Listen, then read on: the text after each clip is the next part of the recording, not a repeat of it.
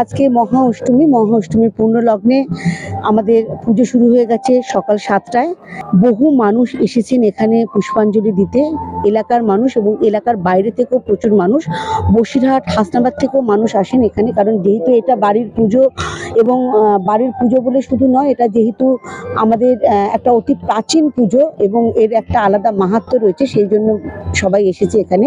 আমাদের আজকে দর্শনার্থীদের জন্য সারাদিন ভোগের ব্যবস্থা রয়েছে, পোলাও, আলুর দম এবং মিষ্টি। যত দর্শনার্থী আসবে তারা প্রত্যেকে এই প্রসাদ পাবে।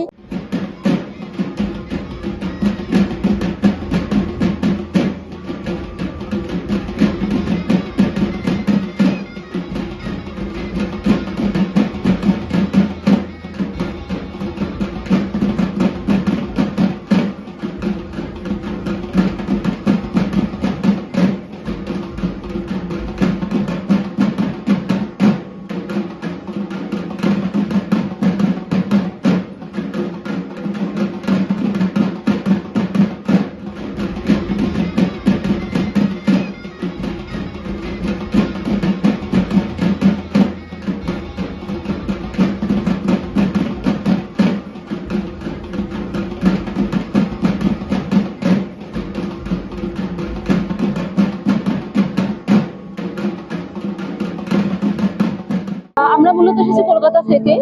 তো এই গত বছর এসেছিলাম।